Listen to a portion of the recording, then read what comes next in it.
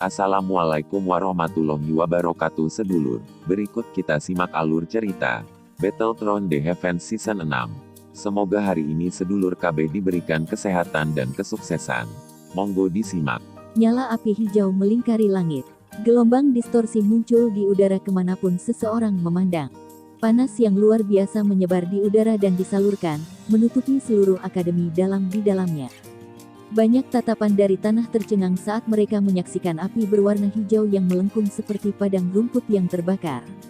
Mereka tidak bisa membantu tetapi menghapus keringat dingin mereka. Perasaan mengesankan yang begitu menakutkan memang sedikit terlalu menakutkan. Di tengah tempat api hijau menyebar adalah sekelompok laut berdarah yang lebarnya hanya 10 kaki. Pada saat ini, lautan darah yang awalnya mengembang dengan cara yang sangat mendominasi dengan cepat mulai menggulung di bawah suhu yang menakutkan dari api di sekitarnya. Gelombang kabut darah pucat berulang kali merembes keluar dari dalamnya sebelum berubah menjadi ketiadaan. Permukaan lautan darah perlahan menyusut di bawah kabut darah yang berulang kali naik. Menurut kecepatan ini, sepertinya sekeliling akan diuapkan seluruhnya oleh lautan api. Api surgawi. Langit segera mengeluarkan banyak teriakan yang sangat terkejut saat nyala api berwarna hijau melengkung ke langit. Tatapan beberapa orang segera beralih tanpa sadar ke arah Han Feng yang bertarung dengan Hu Gan tidak jauh. Pada saat ini, tatapan Han Feng juga menatap Xiao Yan tanpa berkedip saat nyala api berwarna hijau muncul. Ada keterkejutan yang sulit disembunyikan di dalam matanya. Dia tidak menyangka bahwa yang terakhir benar-benar bisa mendapatkan api surgawi pada usia seperti itu. Harus diketahui bahwa dia hampir kehilangan nyawanya untuk mendapatkan si Heart Flames ini yang menduduki peringkat ke-15 di Heavenly Flames ranking saat itu. Dia berhasil mendapatkannya dengan keberuntungan. Menelan dan kehalusan yang mengikutinya juga menyebabkan dia sangat menderita. Selain itu, karena dia berlatih Flames mantra yang tidak lengkap, itu juga mengakibatkan api surgawi tidak sepenuhnya ditekan. Api di dalam tubuhnya kadang-kadang akan memberontak, menyebabkan dia mendapat banyak masalah. Oleh karena itu, bahkan dengan rencana Han Feng, dia tidak bisa tidak merasa cemburu saat melihat Xiao Yan mampu mengendalikan semacam api surgawi tanpa rasa takut pada usia seperti itu. Dari penampakan warna nyala api ini serta bentuk teratai ilusi yang kadang-kadang akan terbentuk saat meledak, kupikir ini seharusnya adalah api surgawi yang berada di peringkat ke-19, api inti teratai hijau. Tatapan Han Feng melesat dengan cepat saat tatapan di matanya secara bertahap mendapatkan keserakahan tambahan saat melihat Xiao Yan. Sungguh tidak terduga bahwa saya benar-benar dapat bertemu dengan dua jenis api surgawi dalam satu hari. Hihi, perjalanan ini benar-benar tidak sia-sia. Jika saya bisa mendapatkan dua jenis api surgawi ini dan berhasil menelannya dengan mantra api yang tidak lengkap, kekuatan saya pasti akan melonjak. Pada saat itu, saya pikir lelaki tua dari Akademi Jianan tidak akan bisa berurusan dengan saya bahkan jika dia kembali. Senyuman dingin dan fanatisme muncul di sudut mulut Han Feng saat pikiran ini melintas di dalam hatinya. Tapi meskipun anak kecil ini masih muda, kendali atas nyala api tampaknya sangat besar. Lautan api yang begitu besar adalah sesuatu yang bahkan aku saat ini hampir tidak dapat menggunakannya. Namun, dia bisa menggunakannya sesuka hatinya. Sepertinya tidak akan mudah untuk merebut api surgawi dari tangannya. Han Feng tidak bisa membantu tetapi mengerutkan kening saat dia bergumam di dalam hatinya saat dia melihat Xiao Yan, yang wajahnya tidak banyak berubah setelah menggunakan lautan api. Meskipun api surgawi sangat langka di benua Doki, masih ada dua metode berbeda untuk menghapusnya setelah disempurnakan. Jenis pertama adalah mencopotnya dengan paksa. Cara sombong semacam ini dalam merebut api surgawi mengharuskan orang yang dirampok tidak dapat menolak. Selain itu, setelah api surgawi berhasil direnggut, orang yang telah kehilangannya secara bertahap akan mati saat api surgawi meninggalkan tubuhnya. Karenanya, metode semacam ini biasanya digunakan oleh beberapa orang keji yang ingin mendapatkan api surgawi dengan cara curang atau adil. Jenis kedua adalah mewarisi api surgawi. Jenis warisan api surgawi ini juga mengharuskan seseorang untuk membayar harga yang lumayan. Misalnya, sumber dari Skyfire Tree Mysterious Change yang dipraktikkan Xiao Yan, Burning Flames Valley, yang terkenal dari cara mereka bermain api, memiliki semacam Heavenly Flames yang diwarisi. Jenis api surgawi ini adalah sesuatu yang hanya dapat dimiliki oleh pemimpin lembah. Mereka meneruskannya dari satu generasi ke generasi lainnya dengan cara ini dan ini menjadi ukuran perlindungan terkuat sekte tersebut.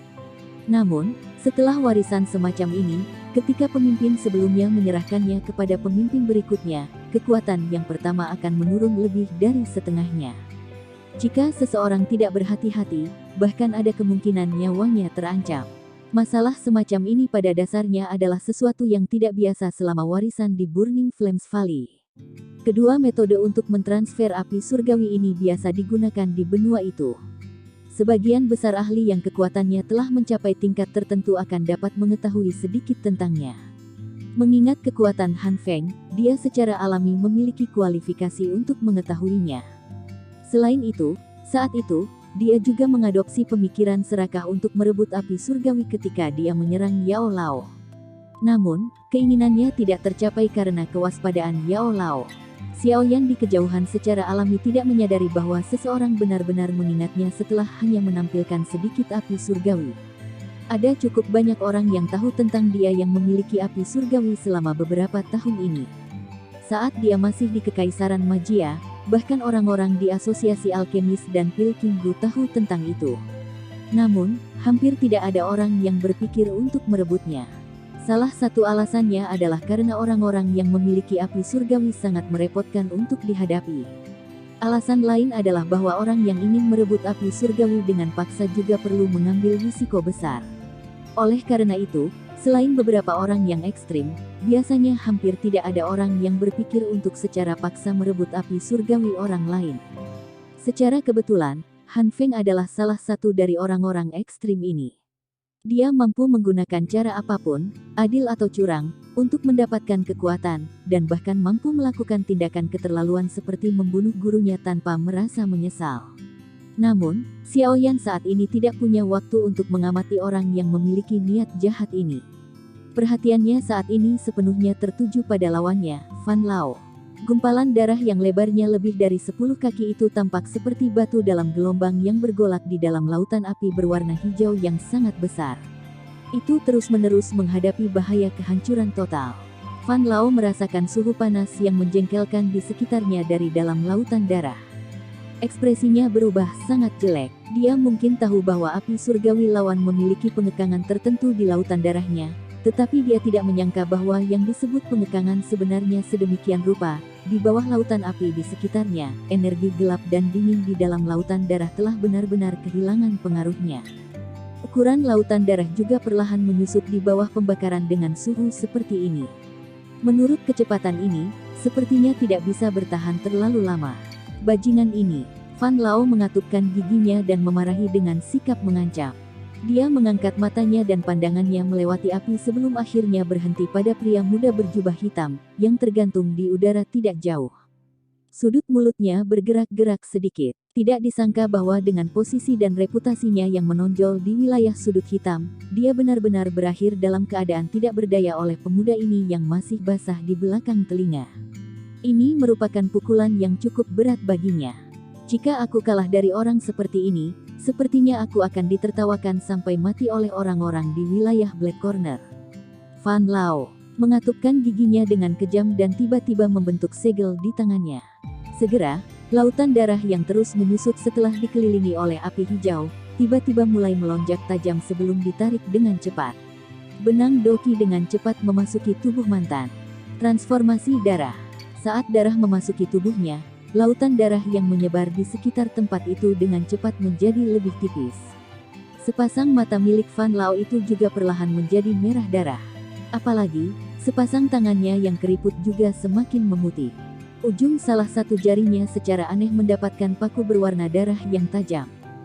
Sama seperti bilah tajam yang tak tertandingi, itu memantulkan kilatan gelap dan dingin di bawah sinar matahari.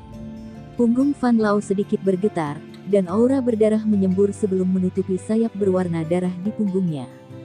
Sayap Doki itu segera mengepak, dan sesaat kemudian, transformasi terjadi. Sekilas, mereka menjadi lebih lama dan lebih asing. Samar-samar terlihat bahwa itu tampak seperti penggabungan sayap burung dan kelelawar. Setelah utas aura berdarah terakhir memasuki tubuh Fan Lao, lautan darah yang menyebar akhirnya menghilang sama sekali. Tubuh mantan sekali lagi muncul di depan pandangan Xiaoyan.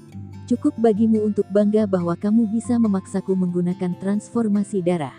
Sebuah film cahaya berwarna darah melingkar menyebar dari tubuhnya, mengisolasi suhu panas di sekitarnya. Sayap di punggung Fan Lao mengepak sedikit, dan tubuhnya segera berubah menjadi kilat berwarna darah yang langsung melintas keluar dari menelan api berwarna hijau. Dia muncul di tempat yang kurang dari 10 meter dari tempat Xiao Yan berada. Tawa gelap dan dinginnya bergema di cakrawala. Xiao Yan memperhatikan Fan Lao, yang penampilannya sedikit berubah. Kejutan melintas di matanya. Saat ini, yang terakhir jauh lebih kuat dari sebelumnya. Apakah itu dalam hal auranya, kecepatan, Dari kelihatannya, orang tua ini akhirnya mulai mengungkapkan kemampuan aslinya setelah dihancurkan oleh api surgawi. Ini tidak cukup, karena kamu telah menaruh dendam di hatimu atas putramu yang dibunuh di tanganku, aku tidak akan keberatan mengirimmu untuk bertemu dengannya. Xiao Yan merentangkan tangannya dan menertawakan Fan Lao. Tawa itu sangat keras dan tajam ketika mendarat di telinga yang terakhir, menyebabkan wajahnya yang dingin dan gelap mampu membekukan jantung dan paru-paru seseorang. Xiao Yan melambaikan lengan bajunya saat dia berbicara. Segera, nyala api berwarna hijau yang menutupi langit bergoyang dengan cepat. Akhirnya, ular itu sekali lagi diaglomerasi menjadi dua ular api panjang berwarna giok yang merayap maju dan mundur. Mereka mengikuti jari-jarinya, dan masuk ke dalam tubuhnya. Kekuatan spiritual yang habis saat mengendalikan nyala api yang begitu besar cukup signifikan. Jika bukan karena dukungan kekuatan Yao Lao, Xiao Yan tidak akan bisa menggunakan apa yang dia lakukan sebelumnya bahkan jika dia menggunakan semua kekuatannya. Oleh karena itu, dia secara alami perlu memulihkan diri dari menggunakan api yang begitu besar. Jika tidak, akan terlalu boros untuk membiarkannya menghilang begitu saja di antara langit dan bumi. Ini terutama terjadi pada Xiao Yan yang masih terlibat dalam pertempuran. Fan Lao menghirup udara dalam-dalam dan melakukan yang terbaik untuk menekan niat membunuh yang membumbung tinggi di dalam hatinya. Tatapannya seperti mata pisau tajam saat menatap Xiao Yan yang tersenyum. Sesaat kemudian, mulutnya mengeluarkan tawa mendesis yang mengerikan. Matanya yang merah darah tiba-tiba melebar, dan raungan seperti guntur akhirnya membawa amarah yang tak tertandingi dan niat membunuh saat dipancarkan. Bajingan kecil, jika saya tidak merobek Anda menjadi ribuan bagian, melepaskan tulang Anda, dan mencabut ligamen Anda, saya mungkin akan bunuh diri saat itu juga. Xiao Yan hanya tersenyum saat dihadapkan dengan niat membunuh yang mengejutkan dari Fan Lao dan tatapan tertegun yang tak terhitung jumlahnya dari bawah. Kata-kata lembutnya benar-benar menyebabkan Fan Lao yang seperti laras mesiu meledak. Kalau begitu, kamu harus pergi dan mati, anjing tua. Tawa lembut dan dingin Xiao Yan seperti melempar baskom berisi air dingin ke dalam minyak. Segera, gelombang doki yang berwarna merah darah melonjak ke segala arah dari dalam tubuh Fan Lao yang tampak ganas. 3 tangan keriput putih pucat seperti cakar tiba-tiba didorong ke depan, dan membentuk segel aneh dengan kecepatan seperti kilat. Orang bisa melihat bahwa doki yang melonjak berfluktuasi sedikit sebelum tombak darah merah tua yang setebal 2 lengan dengan cepat terbentuk dan muncul di mata semua orang. Fan Lao mengulurkan cakar tangannya saat tombak darah terbentuk, meraihnya dengan kuat. Dia mengangkat kepalanya dan menggerakkan mulutnya sedikit saat menghadap Xiao Yan, memperlihatkan gigi putihnya yang agak tajam dan padat. Sayap di punggungnya mengepak tiba-tiba, dan raungan tajam dan marah segera membawa niat membunuh yang tak tertandingi saat itu meletus dari dalam mulut Fan Lao. Di bawah gelombang sonik yang jernih ini, tubuh yang terakhir tampak hanyut bersama angin karena berubah menjadi sosok darah yang sangat samar yang mendekati Xiao Yan dengan cara seperti kilat. Tombak panjang di tangannya membawa angin kencang saat itu dengan kejam menusuk hati Xiao Yan. Meskipun doki Fan Lao tidak menunjukkan jejak melonjak setelah menggunakan apa yang disebut transformasi darah, kecepatannya telah meningkat pesat. Bahkan telah mencapai titik di mana banyak orang hanya bisa melihat tubuhnya sedikit gemetar ketika dia bergerak. Ketika mereka melirik lagi, mereka terkejut menemukan bahwa sosok itu secara bertahap berubah menjadi ilusi. Jelas, ini adalah sesuatu yang hanya akan tertinggal ketika kecepatan seseorang mencapai tingkat tertentu. Xiao Yan hampir tidak bisa meninggalkan bayangan di masa lalu setelah menggunakan gerakan 3000 petir.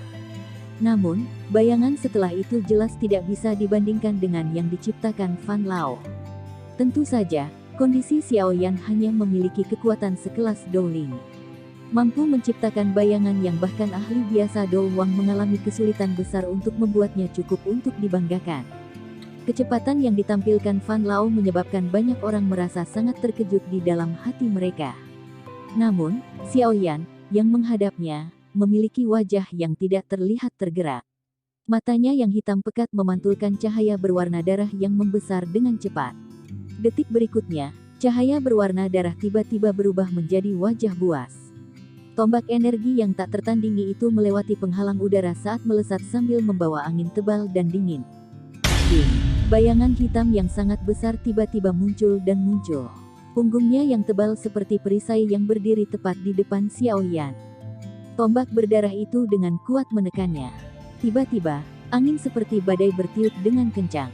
Kekuatan angin itu sedemikian rupa sehingga bahkan membawa suara guntur yang samar. Sayap di punggung Xiao Yan mengepak saat dia mundur 2 langkah. Tangannya bergetar saat dia benar-benar memblokir serangan Fan Lao yang berisi kemarahan yang terakhir. Tatapan Xiao Yan terangkat sedikit. Ia melewati penguasa Suan berat dan melihat wajah Fan Lao yang gelap, dingin, dan buas. Mata yang terakhir memancarkan niat membunuh dan darah yang tak tertandingi. Bajingan kecil, aku ingin membuat lubang berdarah yang tak terhitung jumlahnya di tubuhmu. Fan Lao tertawa dengan cara yang buas dan menyeramkan. Tangan yang memegang tombak darah tiba-tiba berputar dan menjauhkan tombak darah dari penggaris. Itu segera membawa busur bercahaya merah darah karena sekali lagi menembus ke depan. Saat ini Anda masih belum memiliki kualifikasi itu.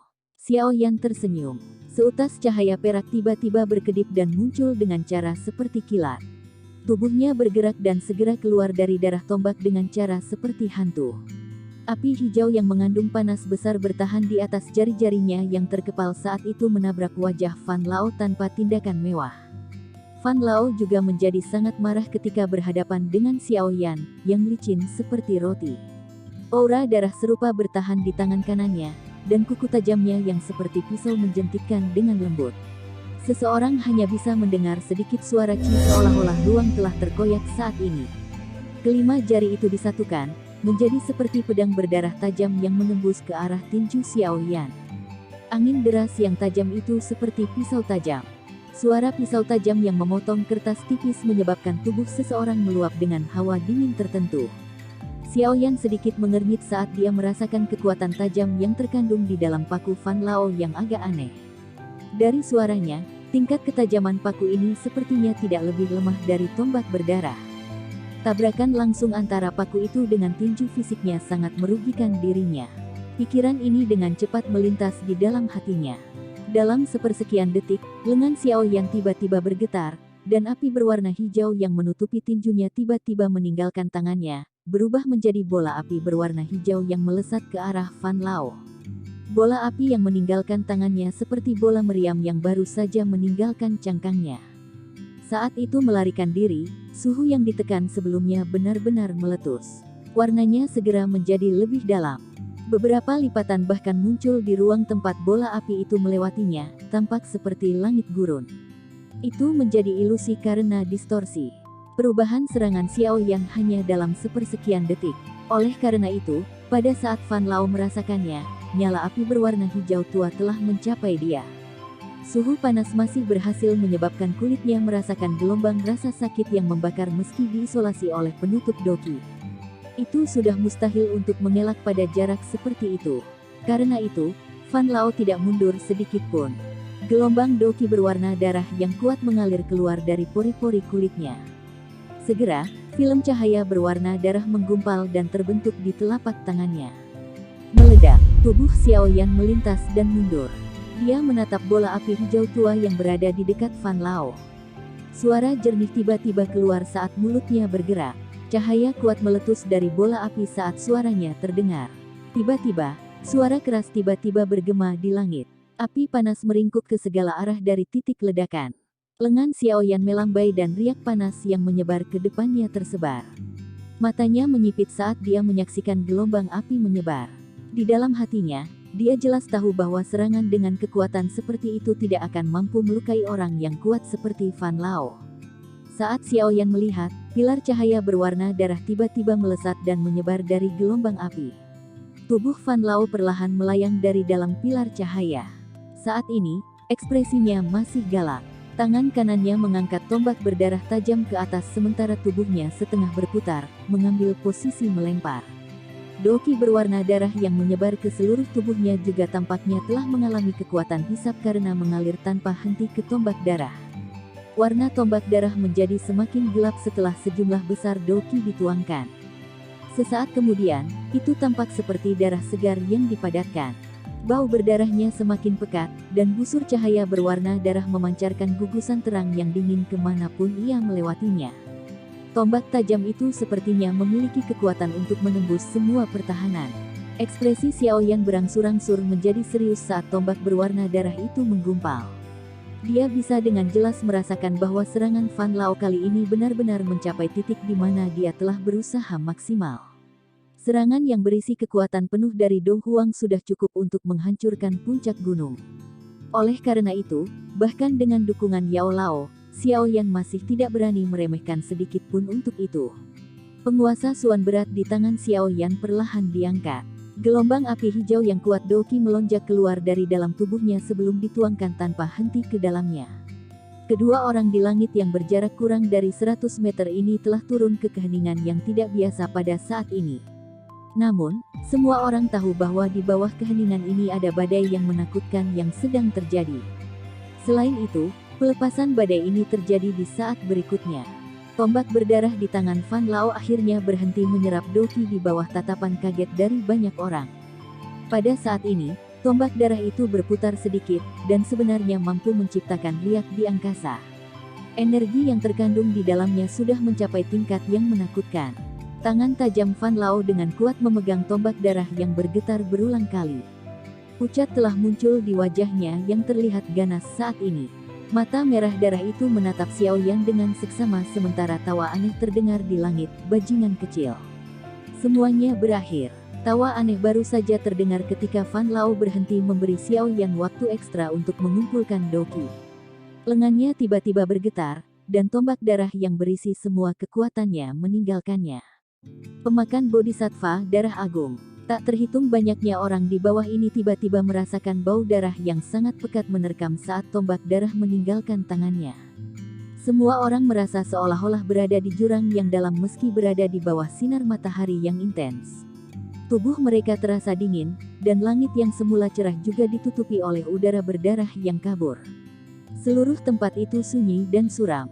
Perubahan mendadak di lingkungan mereka menyebabkan pertempuran di medan pertempuran di langit menjadi jauh lebih membosankan. Banyak tatapan membawa kejutan saat mereka dilemparkan ke tempat Fan Lao dan Xiaoyan berada. Ini terutama ketika semua orang melihat tombak panjang berwarna darah yang lolos dari tangan Fan Lao. Sejumlah ahli dari Black Corner Region segera mengeluarkan teriakan terkejut. Ini sebenarnya adalah pemakan Bodhisattva Darah Agung. Fan Lao sebenarnya dipaksa oleh pemuda itu sampai-sampai harus menggunakan teknik Do semacam ini. Orang tua ini pasti benar-benar gila karena amarahnya. Dia bahkan menggunakan teknik Do kelas D. Sepertinya pemuda berjubah hitam itu dalam situasi yang mengerikan. Sebagian besar ahli Do Huang yang meninggal di tangan Fan Lao telah kalah karena gerakan ini. Sementara teriakan kaget ditransmisikan di langit, petir berwarna darah tiba-tiba menerobos penghalang di langit pada saat itu. Tampaknya telah berteleportasi, dan dalam sekejap mata, itu membawa bau berdarah yang menjijikkan saat muncul di pandangan Xiaoyan. Udara panas yang menyengat terhirup ke dalam paru-paru Xiaoyan saat penguasa Suan berat yang hitam pekat itu diangkat tinggi di atas kepalanya. Pada saat ini, warna hitam itu telah berubah menjadi merah tua, seperti penggaris yang berisi nyala api. Angin menakutkan yang dibawa oleh petir berwarna darah menyebabkan pori-pori di seluruh tubuh Xiaoyan menegang. Matanya menatap warna berdarah yang menembus udara. Sesaat kemudian, teriakan yang tajam dan tegas dikeluarkan dan penguasa yang berat itu segera menebas dengan marah. Postur itu seolah-olah dia ingin membelah tanah. Tsunami yang memecah api. Pilar energi berwarna hijau yang panjangnya lebih dari 100 kaki langsung ditembakkan dari penguasa Suan berat saat teriakan dingin dan tajam dipancarkan. Udara berulang kali bergetar dan pecah, membentuk distorsi kemanapun ia melewatinya, seperti kaca yang pecah. Di bawah tatapan yang tak terhitung jumlahnya yang berisi berbagai jenis emosi, pilar energi berwarna hijau muncul sesaat sebelum bertabrakan dengan warna darah seperti meteorit. Tabrakan tersebut menyebabkan warna langit berubah. Pada saat ini, ledakan yang benar-benar hebat dan menakutkan tiba-tiba terjadi. Blar. Ledakan seperti guntur bergulir yang menyebabkan gunung runtuh dan tanah terbelah tiba-tiba bergema di langit yang jauh. Pada saat itu, banyak orang yang telinganya tuli sementara di bawah suara gemuruh ini. Riak energi seperti tornado meletus dari titik kontak antara pilar energi berwarna hijau dan energi berwarna darah di bawah langit cerah sebelum menyapu seluruh tempat saat tatapan kaget yang tak terhitung jumlahnya menyaksikan. Ruang menjadi terdistorsi tak tertahankan pada titik di mana energi bersentuhan. Lipatan dalam bisa terlihat dengan jelas. Tabrakan dari serangan paksa penuh antara Xiao Yan dan Fan Lao ini bahkan telah menyebabkan ruang itu sendiri hancur berantakan. Tabrakan antara Do Huang sebenarnya sangat menakutkan. Badai energi yang dipenuhi dengan api berwarna hijau dan energi berwarna darah lebarnya ratusan kaki. Itu tampak seperti orang yang sangat besar yang berdiri di antara langit dan bumi.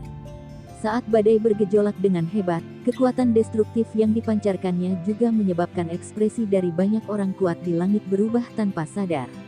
Bagian bawah badai energi terhubung ke Akademi Dalam. Bangunan yang tak terhitung jumlahnya hancur total saat ini. Selain menara pemurnian ki langit yang berkobar hitam pekat, semua bangunan dan bahkan pepohonan di sekitar beberapa ratus meter benar-benar berubah menjadi reruntuhan saat badai menyapu. Kekuatan destruktif yang menakutkan itu menyebabkan para siswa yang bersembunyi dari kekacauan di kejauhan menjadi terpana. Badai datang dengan cepat dan menghilang dengan cepat. Setelah menghancurkan salah satu sudut Akademi Dalam hingga benar-benar berantakan, badai yang menyapu perlahan melemah sebelum benar-benar menghilang.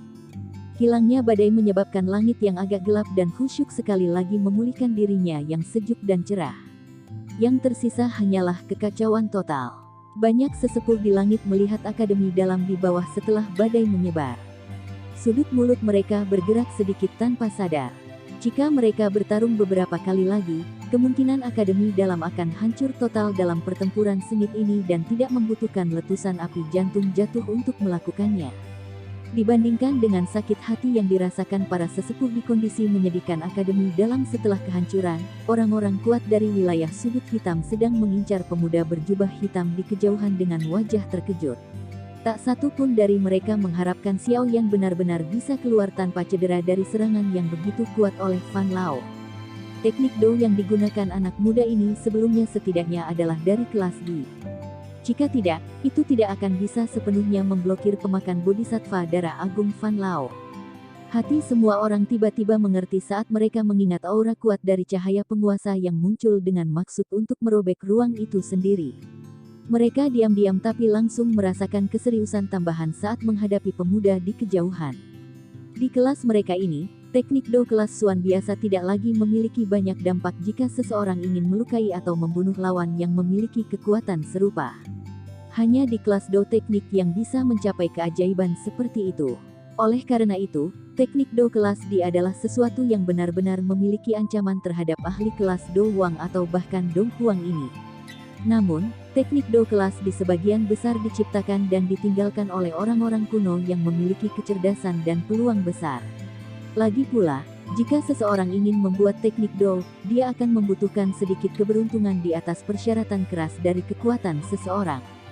Oleh karena itu, para ahli yang memiliki kualifikasi untuk membuat teknik Do semuanya adalah orang-orang terkenal di benua itu, dan mereka yang dapat membuat teknik Do kelas D adalah eksistensi yang langka seperti bulu burung phoenix dan tanduk unicorn.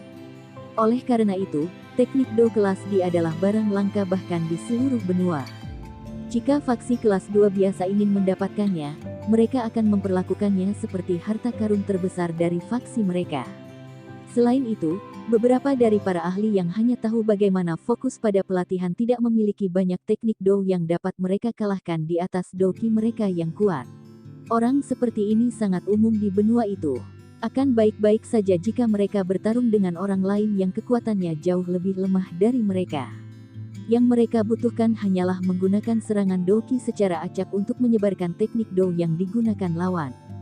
Namun, jika mereka bertemu dengan seorang ahli yang kekuatannya mendekati mereka, kemungkinan mereka akan berakhir dalam keadaan yang menyedihkan, membiarkan lawan mereka menghabisi mereka meskipun lebih lemah.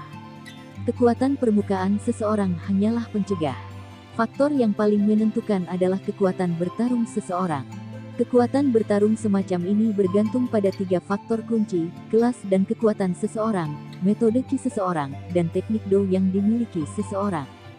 Jika seseorang memiliki ketiga kondisi tersebut, tidak sulit untuk melompat melintasi level atau bahkan melintasi kelas untuk menantang lawannya. Xiao Yan adalah orang seperti itu.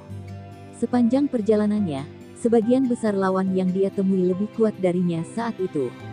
Namun, sebagian besar ahli ini dikalahkan olehnya. Apa yang dia andalkan untuk melakukan ini adalah metode Ki Flames Mantra dan teknik do yang kuat. Oleh karena itu, teknik do kelas D dipandang lebih penting oleh para ahli yang berasal dari kelas do Wang dan di atasnya dibandingkan dengan kelas lainnya.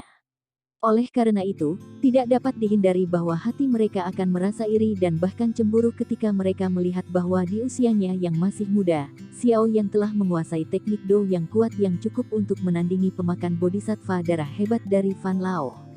Warna putih pucat telah muncul ke wajah buas Fan Lao di langit yang jauh. Jelas, pemakan bodhisattva darah agung yang kuat yang dia gunakan sebelumnya sangat melelahkannya. Namun, dia tidak mendapatkan banyak efek meski menggunakan teknik do yang begitu kuat. Fan Lao tanpa sadar merasakan semacam keinginan untuk memuntahkan darah saat dia melihat pria muda berjubah hitam yang masih berdiri di sisi yang berlawanan. Bajingan kecil ini memang sangat kuat. Sepertinya tidak akan banyak efeknya jika aku terus mengganggunya. Kuku tajam seperti pisau ditarik melewati ruang dan membawa kilau dingin yang pekat. Itu sama gelapnya dengan tatapan Fan Lao yang menyebabkan hati seseorang terasa dingin. Meskipun aku tidak tahu apa yang telah terjadi, tapi kekuatan yang tiba-tiba melonjak dari orang ini seharusnya bukan miliknya. Saya pikir itu pasti karena dia telah menggunakan beberapa teknik rahasia yang aneh. Namun, peningkatan dari teknik rahasia memiliki batas waktu, tidak peduli betapa anehnya itu. Setelah itu selesai, kekuatannya akan kembali ke kelas aslinya. Pada saat itu, membunuhnya pasti akan semudah membalikkan tangan. Harus dikatakan bahwa Fan Lao memang layak menjadi ahli yang berkerumun di wilayah Black Corner. Dia hampir tidak bisa menebak sesuatu setelah beberapa pertukaran. Namun, Xiao Yan juga sangat menyadari hal ini. Dia bukan orang bodoh, dan tentu saja tidak akan memberi Fan Lao kesempatan untuk menunda waktu. Karena Fan Lao sudah memiliki niat untuk membunuhnya, dia tidak lagi berbelas kasihan dalam setiap tindakannya. Tindakan terbaik adalah membunuh anjing tua Fan Lao dan melenyapkan masalah lebih lanjut jika ada kesempatan. Bagaimanapun, efek pembalasan liar dan gila oleh seorang ahli Do Huang akan membuat orang sakit kepala hebat. Pikiran ini melintas di hati Xiao Yan dan dia tidak ragu sedikit pun. Dengan membalikkan tangannya, dia menempatkan penguasa Suan berat ke dalam cincin penyimpanannya. Kecepatannya tiba-tiba melonjak setelah kehilangan kendali dari senjata seberat itu. Cahaya berwarna perak melintas di bawah kakinya memancarkan raungan petir samar sebelum tubuhnya bergetar dan berubah menjadi garis hitam. Itu berkedip sebelum berkedip ke arah Fan Lao. Fan Lao, yang fokusnya pada Xiao Yan, merasakan sesuatu saat tubuh Xiao Yan bergerak. Setelah memutuskan untuk bersembunyi sementara, Fan Lao membalik sayap darahnya dan dengan cepat menembak kembali. Kamu ingin melarikan diri? Tawa dingin yang keras terdengar di langit. Segera, tubuh Xiao Yan muncul seperti hantu di depan Fan Lao saat suara gemuruh terdengar samar. Kecepatan yang Xiao Yan tunjukkan tiba-tiba juga menyebabkan ekspresi Fan Lao sedikit berubah. Namun, reaksinya cukup cepat. Saat Xiao Yan muncul, paku tajam menjadi seperti pisau yang menembus tenggorokan Xiao Yan. Xiao Yan tidak mundur tetapi maju dalam menghadapi serangan tajam Fan Lao. Cahaya perak di bawah kakinya dengan aneh menyala dan memasuki tempat di dekat dada Fan Lao. Kelima jarinya tiba-tiba mengepal saat mereka segera menghancurkannya dengan keras. Blar. Film darah melingkar muncul saat tinju itu dengan keras menghantam dada Fan Lao. Kekuatan yang terkandung di tinju berkurang lebih dari setengah. Meskipun demikian, kekuatan sisa masih mengguncang Fan Lao sampai dia mundur 2 langkah dengan cara yang menyedihkan. Xiao Yan tidak beristirahat atau berhenti setelah satu serangannya membuat kontak. Tubuhnya sekali lagi maju dengan cara seperti kilat. Lengannya bergetar saat tinjunya meninggalkan bayangan. Angin dari tinjunya bertiup seperti angin dingin yang tajam. Fan Lao benar-benar turun ke dalam kondisi yang tidak menguntungkan di bawah serangan jarak dekat seperti badai liar dari Xiao Yan. Dia berulang kali mengelak dengan cara yang menyedihkan. Kadang-kadang, tinju dari Xiao Yan akan memukulnya dengan keras karena kecerobohannya, menyebabkan wajahnya menjadi lebih pucat. Tak terhitung banyaknya siswa di kejauhan menyaksikan Xiao Yan yang menunjukkan kekuatannya dan benar-benar menekan seorang ahli Do Huang sampai yang terakhir tidak memiliki sarana untuk membalas. Banyak mata cerah itu dipenuhi dengan gairah liar yang sulit disembunyikan. Jika pandangan seseorang dialihkan ke seluruh medan pertempuran di langit, seseorang akan melihat sosok manusia berkedip dan mendengar ledakan berulang yang dibuat dari doki yang bentrok bersama. Kadang-kadang, akan ada orang kuat yang akan menjauh dari medan pertempuran. Dari penampilan yang bergoyang dari sosok itu, terlihat jelas bahwa orang tersebut terluka parah. Apa yang menyebabkan semua orang merasa sedikit terhibur adalah bahwa para ahli yang telah meninggalkan medan pertempuran terluka tidak hanya terdiri dari sesepuh di Akademi Jianan. Beberapa dari mereka dari Black Corner Region juga terluka setelah menerima serangan gabungan dari beberapa orang di medan pertempuran yang kacau balau. Tentu saja, lingkaran pertempuran yang merupakan faktor penentu dalam upaya merebut api surgawi ini masih antara Sukian dan Tetua Perak Emas. Pandangan semua orang beralih ke pertempuran yang jauh dari medan pertempuran, tetapi hanya bisa mendengar ledakan keras dari tabrakan. Sulit bagi seseorang untuk merasakan sosok manusia dengan mata telanjang. Yang bisa mereka lakukan hanyalah samar-samar melihat tiga sosok manusia mengganggu satu sama lain berulang kali setelah menyipitkan mata. Konflik dengan wilayah sudut hitam ini adalah yang terbesar dalam beberapa tahun dengan jumlah orang kuat yang berpartisipasi. Riak energi yang pada dasarnya menghilangkan matahari menyebabkan hati para siswa yang menonton di bawah merasakan panas yang membara di hati mereka. Apakah alasan mengapa seseorang hidup dan menghabiskan banyak usaha untuk berlatih bukan karena mereka ingin berdiri di puncak kekuasaan dan menjadi orang kuat yang dipandang orang lain? Sementara semua orang menempatkan fokus mereka pada pertempuran besar yang kacau di langit, tidak ada yang menyadari bahwa lapisan pelindung energi berwarna hitam di menara penyulingan langit berkobar langit yang rusak di bawah tanpa sadar dan diam-diam menjadi lebih tipis sekali lagi. Jika seseorang mengamati dengan cermat, seseorang bahkan akan dapat melihat sepasang mata segitiga yang sangat gelap dan dingin di bawah lapisan energi. Mata ular yang gelap dan dingin itu perlahan bergerak saat melihat ke langit. Akhirnya, mereka berhenti di Han Feng dan Xiao Yan. Ini terutama terjadi ketika api surgawi naik di tubuh mereka berdua. Panas di dalam sepasang mata ular itu juga diam-diam melonjak tinggi. Keserakahan yang sangat mirip manusia juga lahir di dalam diri mereka. Tampaknya Xiao Yan dan Han Feng tidak hanya ingin menelan Valen Heart Flames. Yang terakhir sepertinya memiliki pemikiran yang sama tentang mereka. Sekian dulur alur cerita Battletron The Heavens Season 6. Tunggu next episodenya. Mohon sodako subscribe, share, like dan komennya. Agar Mimin lebih semangat untuk uploadnya. Semoga kebaikan sedulur KB dibalas oleh Tuhan. Dan semoga hari-hari sedulur KB menyenangkan. Semoga kesuksesan selalu menyertai sedulur semuanya. Terima kasih.